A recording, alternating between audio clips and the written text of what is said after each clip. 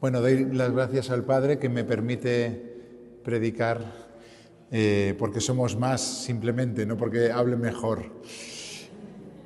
Y es bonito también compartir la misa como estamos haciendo con hermanos tan lejanos a nosotros que viven en Sao Paulo, de la diócesis de São Paulo, en Brasil, y que estamos unidos por la fe. A veces en la JMJ uno experimenta que tiene mayor unión con personas que están muy lejanas en el espacio y a veces incluso en el tiempo, pueden ser también mayores que nosotros, que nuestros propios compañeros de clase, porque compartimos con ellos la fe, esta fe que nos une y que estamos aquí celebrando. Bueno, ¿qué santo celebramos hoy? ¿Cuál es el santo que celebramos hoy? ¿Os habéis enterado? En la oración lo ha dicho en portugués, pero lo ha dicho. San Juan María Vianney. San Juan María Vianney es el patrono de los sacerdotes. Hoy nos tenéis que invitar a los sacerdotes. Y Juan María no es su santo, pero tú no lo digas, que también te inviten. ¿Y eso que te llevas? San Juan María Vianney es el patrono de todos los sacerdotes del mundo. ¿Sabéis quién es el patrono de los sacerdotes de España? San Juan de Ávila, todo queda entre Juanes. Pues San Juan de Ávila es el patrono de los sacerdotes de España y San Juan María Vianney de todos los sacerdotes del mundo. Luego hoy es un día para rezar por los sacerdotes y me gustaría también decir una palabra sobre el tema del sacerdocio. Hemos hablado de diferentes temas en las homilías y hoy providencialmente parece que quiere el Señor que hablemos del sacerdocio. Cuando uno está fuera de la Iglesia y escucha sobre la Iglesia, por desgracia, normalmente lo primero que se sabe y se dice de la Iglesia es: los sacerdotes son unos pederastas. De hecho, si recordáis hace unos años, cuando hubo el boom de escándalos, yo estaba en Cádiz, recuerdo perfectamente el día, me estaba mudando, iba con todas las cosas por la calle y como estaban jaleando desde los medios de comunicación tanto el tema de los abusos, cuando iba por la calle alguien me escupió en la cara. Porque de alguna manera ese odio que iba generando los medios de comunicación, pues cala en las personas, ¿no? Como cala en las personas que te digan cada 2 por 3 que hay un virus que te va a matar. Entonces, por desgracia, hoy en día, cuando se piensa en sacerdote, lo primero que se piensa es pederastia. No digo para nada que sea algo justificable, más bien me parece incluso una enfermedad. Una enfermedad que, por cierto, va asociado a otras enfermedades. Quien tenga oídos para oír, que oiga. Pero eso no se puede decir en voz alta. Pero lo cierto es que la pederastia dentro del sacerdocio ciertamente es muy minoritaria. Y hablo de datos estadísticos que podéis encontrar y que hablan de que el sacerdocio es un 0,01 dentro de la pederastia, muy por debajo de otras profesiones como el profesorado o incluso los abusos dentro de la propia familia. Pero lo cierto es que cuando se piensa en el sacerdote se suele pensar pues en la pederastia o en algún otro tipo de escándalo, de riquezas o demás. Cuando alguien me dice eso, ¿no? Y me viene a decir, ¿no? Como que los sacerdotes o me da a entender, ¿no? Que el sacerdocio pues está manchado de pecado, ¿no? O cuando hablamos de la Iglesia, más bien, ¿no? Alguien te dice, es que la Iglesia está llena de pecado. Es que la Iglesia, fíjate cómo está. Normalmente suelo decir, pues fíjate cómo está, que estás tú también. Porque normalmente hasta cierta época, la mayor parte de los jóvenes estaban bautizados. Y cuando uno está bautizado forma parte de la Iglesia. Y eso es lo primero que tenemos que tener en cuenta. La Iglesia no son los sacerdotes. Si miramos las estadísticas de número, los sacerdotes somos los menos en la Iglesia. La mayor parte de los participantes de la Iglesia son fieles laicos, bautizados, no sacerdotes. Pero lo segundo que le digo a esa persona, después de haberme metido un poco con él, es que menos mal que en la Iglesia cabemos todos. Ayer lo dijo el Papa y lo recalcó y lo dijimos nosotros con él. En la Iglesia cabemos todos. Cabemos todos. Y esto es muy hermoso, porque ciertamente que el pecado no forma parte de lo que queremos que sea la Iglesia, pero los pecadores sí que pueden formar parte de la Iglesia. Nunca jamás en ningún grupo se puede excluir a alguien por su condición de pecador. Lo que se debe de excluir es el pecado, pero nunca al pecador. Y tenemos que ser expertos en acoger al pecador y en denunciar al pecado, sabiendo distinguir claramente entre pecado y pecador. Y no es fácil, no es fácil. Y yo que estoy con vosotros los jóvenes, muchas veces estoy con personas que llevan una vida moral claramente discutible y a veces manifiestamente pecadora. Y hay que saber acoger a la persona sabiendo que esa persona se sepa acogida, pero que a la vez sepa que no se acepta ese pecado en el cual seguramente él es el primero que no está conforme y que quiere salir de ahí. Es un arte que hay que saber descubrir. Y nosotros como grupo de Hogares de Santa María debemos de saber acoger a toda persona y saber dar a entender, a veces no hace falta ni hablar, que el pecado, sin embargo, hay que luchar contra él. Y no es fácil esto, No es fácil.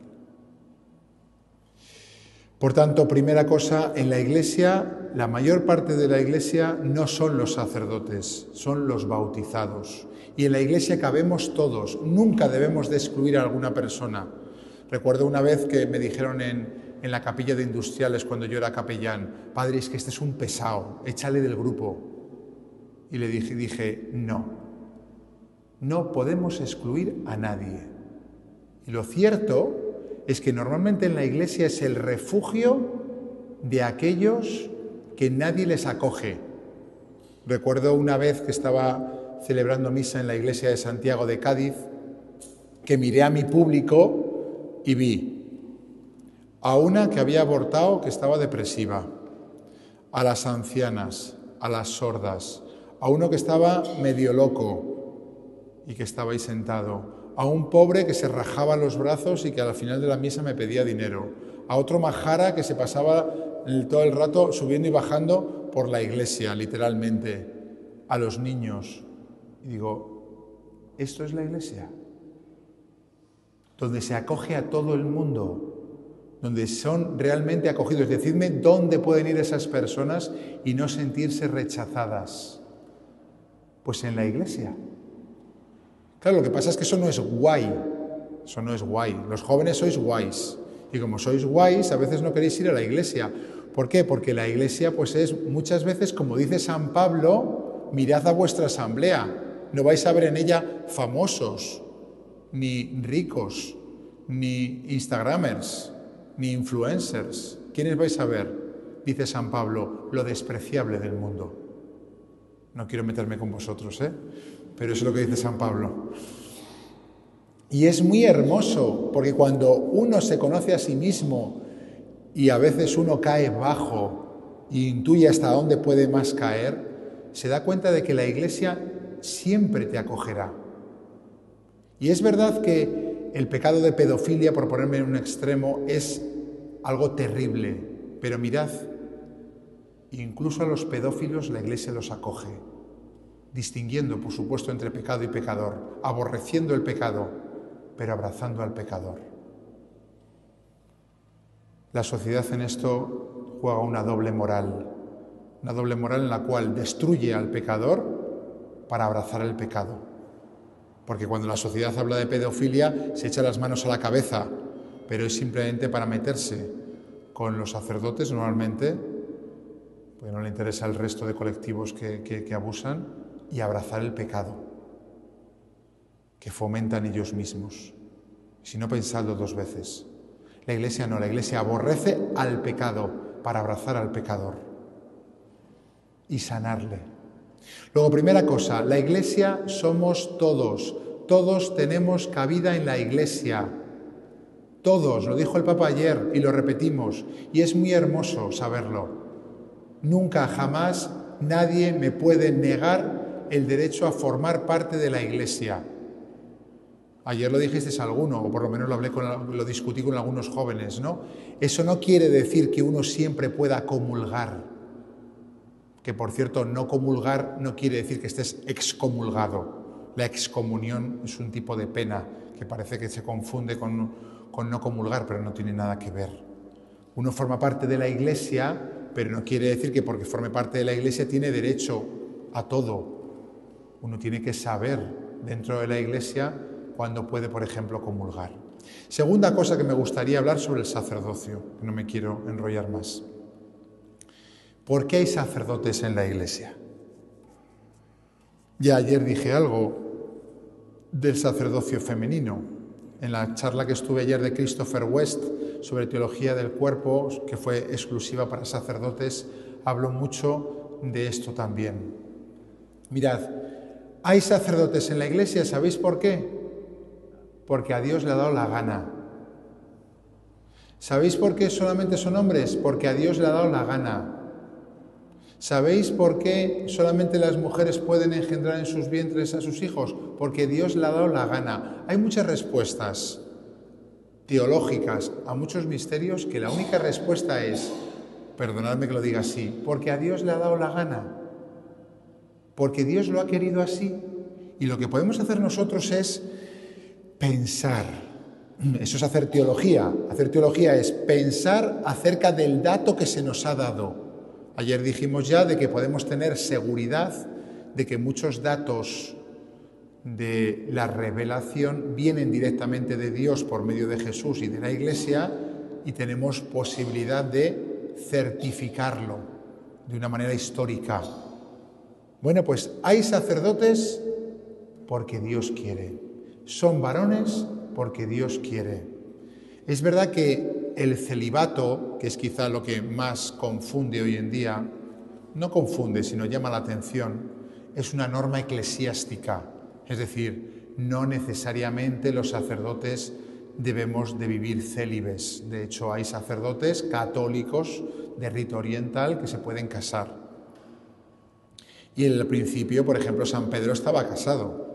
Luego, no es algo esencial, de derecho divino se llama, ¿no?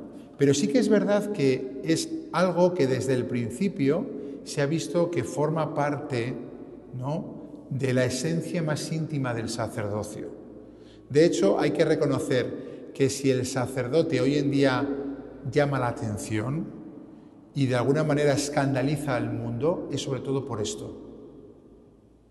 Por el tema de que viva en celibato. Yo lo noto y lo siento. Recuerdo que una profesora mía en Estados Unidos, que estuve un tiempo, me decía, es que vosotros sois la fruta prohibida, dando a entender que éramos como esa manzana que no se podía morder, ¿no? Y que Dios había de alguna manera misteriosamente apartado. Claro, en un mundo donde el sexo es lo único, por desgracia, lo único, llama mucho la atención que haya personas, y más varones, que renuncien al placer sexual.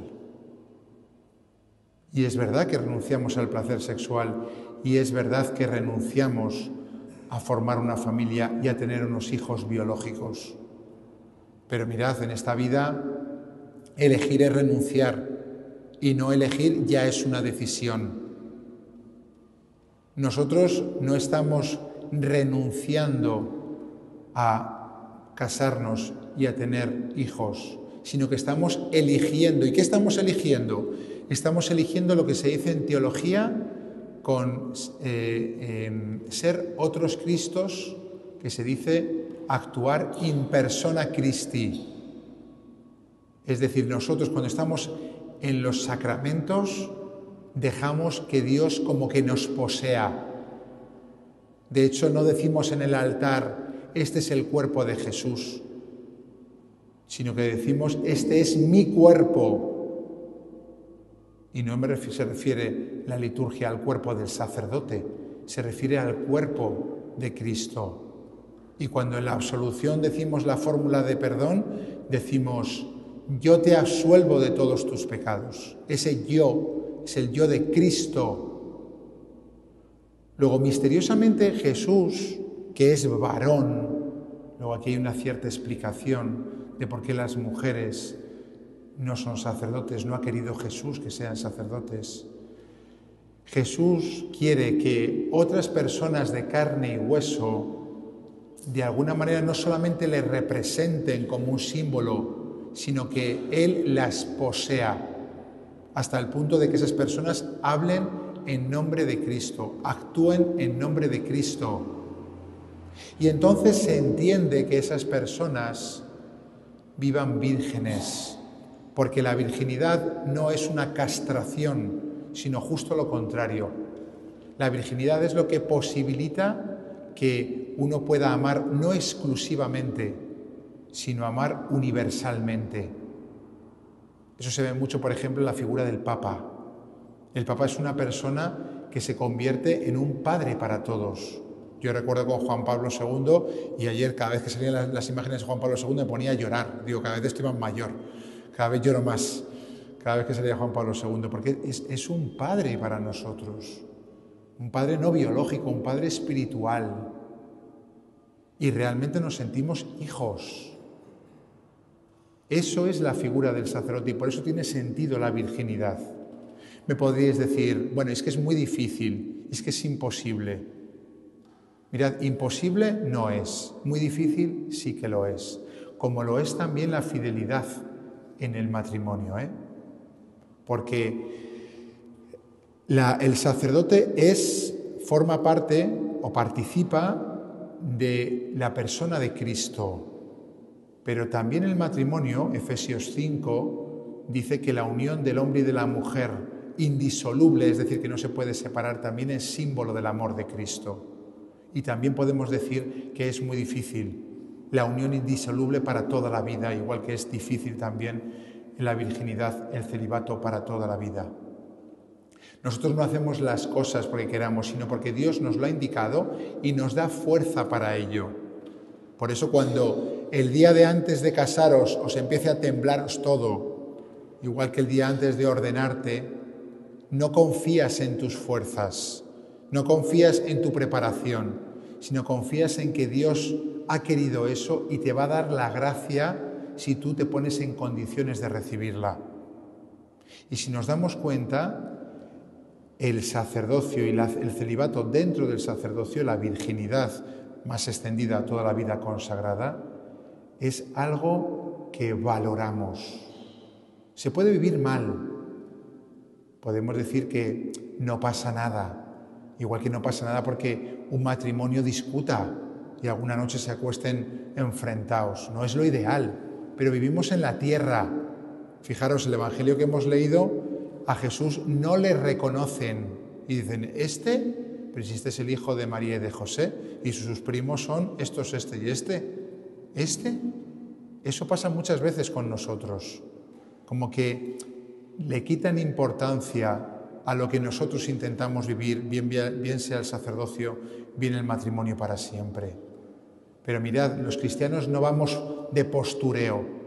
Los cristianos lo que hacemos es vivir ordinariamente, pero con una fuerza extraordinaria.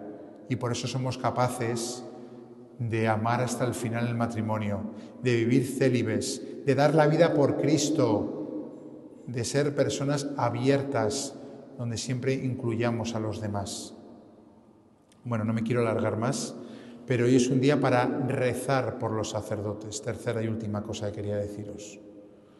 Es verdad que en el sacerdocio hay mucho pecado. Yo lo conozco de primera mano, está en un seminario formando seminaristas y formo parte del clero. y puedo aseguraros que tenéis razón, que el sacerdocio deja mucho que desear, pero la respuesta no es criticar.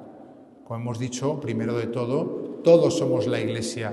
Luego, si todos somos la Iglesia, a todos debería de interesarnos que los sacerdotes, que son los que presiden la liturgia, tengan las manos limpias, tengan el corazón de Cristo y ellos sepan superar las pruebas, para que luego vosotros, cuando tengáis pruebas, también sepáis superarlas con la gracia que dan los sacramentos que los sacerdotes presiden y con el consejo de aquellos que han pasado por las mismas pruebas.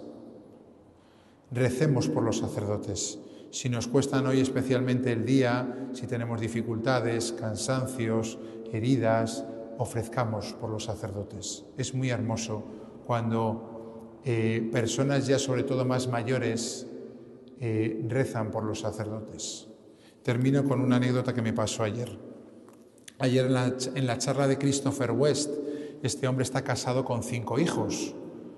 Hubo un momento en que nos dijo a los sacerdotes: no idealicéis el matrimonio. Y segundo, lo dijo de tal manera que yo me eché a llorar también. Debe ser que ayer estaba muy sensible.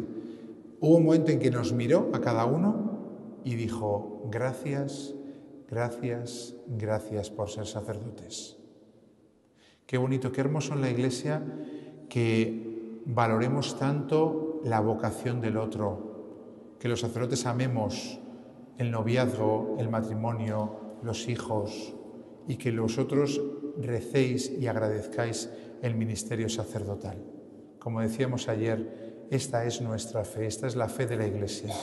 Qué fe más hermosa, qué fe más grande, qué fe nos ha tocado en suerte.